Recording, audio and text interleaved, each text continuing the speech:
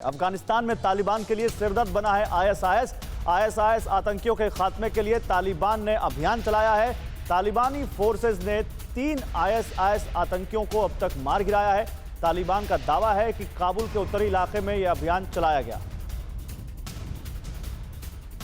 तो देखिए, आईएसआईएस ने तो वाकई तालिबान की नाक में दम कर रखा है, इसमें कोई दो राय नहीं है। काबुल एयरपोर्ट के धमाके से लेकर अभी जो धमाका हुआ है अफगानिस्तान में, जिसमें सैकड़ों लोगों की मौत हुई है, ये सब कहीं ना कहीं तालिबान के लिए एक बहुत बड़ा सिरदर्द बना हुआ है। आपको इसके बारे में भी बताते हैं कि कैसे आईएसआईएस ने अफगानिस्तान में सीधे सीधे तालिबान की सरकार को चैलेंज किया हुआ है। अफगानिस्तान में तालिबान ने आईएसआईएस को खतरा नहीं सिरदर्द बताया है, ये वो कह रहे हैं। अब वो कुछ भी हो सकता है, इंटरप्रिटेशन हो सकता है, शब्द कुछ भी हो सकते हैं, लेकिन जो लोगों को लगातार मार रहा हो वो समझिए वो क्या होगा। अफगानिस्तान में किस तरह से आईएसआईएस लगातार तालिबान की सरकार के आने के बाद एक के बाद एक घटनाएं कर रहा है, वो समझिए। ज़बीउल्लाह क्या कह रहे हैं, ये ज़बीउल्लाह जिनको आप देख रहे हैं, ये क्या कह रहे हैं तालिबान के आईएसआईएस के बारे में सुनिए। मंत्री ज़बीउल्लाह मुजाहिद ने अपने बयान में आईएसआईएस को सिरदर्द बताया। तालिबान ने आईएसआईएस के खात्मे के लिए अभियान चलाया हुआ है और इसी अभियान में 3 आईएसआईएस आतंकी तालिबान ने मार गिराए। एक मस्जिद में आत्मघाती हमले के बाद तालिबान ने यह अभियान शुरू किया और उस मस्जिद में जो आत्मघाती हमला हुआ उसमें 300 लोगों की तो मौत की खबर है और वो संख्या आगे बढ़ भी सकती है, ऐसा बताया जा रहा है। बहुत बड़ा ब्लास्ट हुआ। मेरे साथ कासवर हैं, कासवर के पास चलते हैं। कासवर, आईएसआईएस खुरासान क्या इस वक्त सबसे बड़ा चैलेंज है तालिबान का?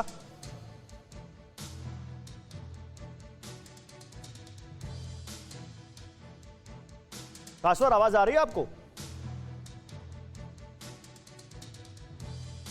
लग रहा है कासवर तक आवाज नहीं जा रही। विष्णु सर, आप क्या मानते हैं, क्या आईएसआईएस खुरासान ने तालिबान को वाकई उनकी नाक में दम कर रखा है और तालिबान की जो पूरे देश पे जिसने कहा कि हम देश चलाएंगे और अमन लाएंगे अफगानिस्तान में, क्या बिकॉज ऑफ आईएसआईएस खुरासान उनकी इनकेपेबिलिटी, उनका इनएक्सपीरियंस सामने आ रहा है, इसलिए और ज्यादा बौखलाए हुए हैं वो?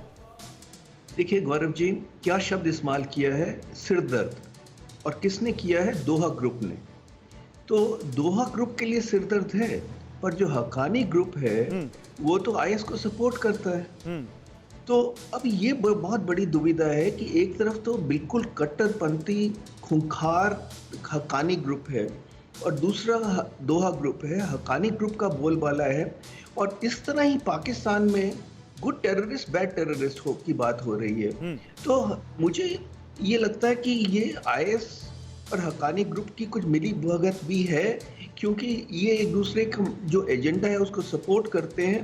पर ये कोशिश करेंगे कि ऐसे ना करें, क्योंकि जैसे मस्जिद में अटैक होके और शियाज को मारा है तो इससे हक्कानी ग्रुप को भी मुश्किल होगी।